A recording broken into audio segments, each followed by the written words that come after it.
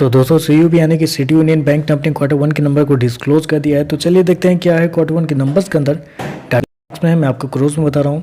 तो देखिए पिछले क्वार्टर में कंपनी ने 1549 करोड़ के आसपास का टोटल इनकम जनरेट किया था। पिछले साल 1457 करोड़ के आसपास, जबकि अभी देखें तो बढ़ के 1580 करोड़ के आसपास कंपनी का टोटल इनकम आपको जाता हुआ देखने को मिला। तो साल दर साल देखें तो लगभग 8% के आसपास का जंप आपको देखने को मिला है टोटल इनकम के अंदर। क्वार्टर जाते हैं तो क्वार्टर 2 से 2.5% के आसपास की तेजी है। तो क्वार्टर और साल दर साल कंपनी का टोटल इनकम बढ़ता हुआ देखने को मिल रहा है। इंटरेस्ट इनकम की बात करते हैं तो पिछले क्वार्टर में 1374 करोड़ जनरेट किए थे, पिछले साल 1266 करोड़, जबकि अभी देखें तो कंपनी का इंटरेस्ट इनकम 1388 करोड़ के आसपास आपको देखने को मिला। तो कंपनी का इंटरेस्ट इनकम भी देखें तो आपको साल दर साल क्वार्टर बढ़ता हुआ देखने को मिल रहा है। कंपनी के NII की बात कर लेते हैं, यानी कि नेट इंटरेस्ट इनकम की बात करते हैं तो मार्केट में जितने भी ब्रोकर है सबका यही कहना था कि इस क्वार्टर में कंपनी का जो NII है लगभग 548 करोड़ के आसपास आता हुआ देखने को मिलेगा, जबकि कंपनी की तरफ से 545 करोड़ का NII इस क्वार्टर में शो किया है। यानी आप कह सकते हैं जितना मार्केट का अनुमान था एग्जैक्टली उतना ही कंपनी का NII आपको आता हुआ देखने को मिल रहा है। चलिए कंपनी के खर्चे क्या है वो देखते हैं। तो देखिए पिछले क्वार्टर में कंपनी ने 1197 करोड़ खर्च किए थे, पिछले साल 1143 करोड़, जबकि अभी देखें तो कंपनी खर्चे 1207 करोड़ के आसपास आपको देखने को मिले। तो कंपनी के खर्चे देखें तो हालांकि खर्चे थोड़े से ज़्यादा इस क्वार्टर में आपको देखने को मिले हैं, क्योंकि मैंने आपको क्या बताया 8% के आसपास का जंप है कंपनी के टोटल इनकम के अंदर साल दर साल, लेकिन जब खर्चे के देखने जाते हैं तो कंपनी के खर्चे लगभग 15% के आसपास बढ़ते हुए देखने को मिल रहे हैं। चलिए कंपनी का प्रोविजन क्या है पहले वो देखते हैं।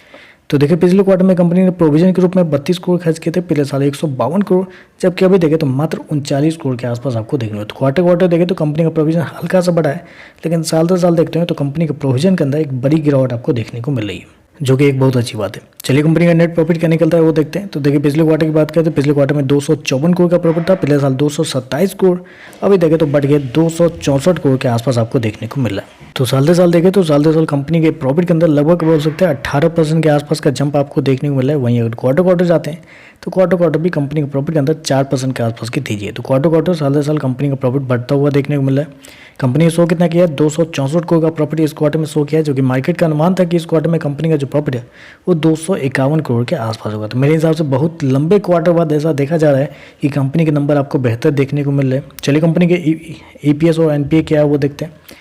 तो पिछले क्वार्टर में 3.44, पिछले साल 3.08, अभी देखें तो 3.57 के आसपास है। तो कंपनी का EPS देखें तो आपको साल दर साल क्वार्टर बढ़ता हुआ देखने को मिल रहा है। ग्रॉस NPA की बात करते हैं तो 4.91 से गिर के 3.88 आ चुका है, जबकि पिछले क्वार्टर में 3.99 था। तो आप कह सकते हैं कंपनी का ग्रॉस NPA साल दर साल क्वार्टर संभलता हुआ देखने को मिल रहा है।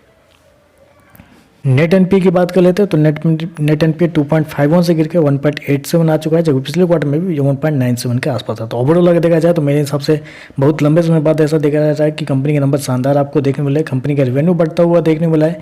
NII जितना मार्केट का अनुमान था उतना ही कंपनी का NII आपको आता हुआ देखने मिला। प्रॉफिट देखें तो मार्केट के अनुमान से बेहतर है, और कंपनी के NPA के अंदर भी एक अच्छा खासा सुधार आपको देखने को मिला। तो ओवरऑल देखें तो मेरे हिसाब से पॉजिटिव नंबर की ओर ये कंपनी के नंबर आपको जाते हुए देखने को मिल रहा है। तो चलिए बस आज के लिए बस इतना है। वीडियो पसंद आए तो लाइक कीजिएगा, साथ में साथ चैनल को सब्सक्राइब जो कीजिएगा। धन्यवाद।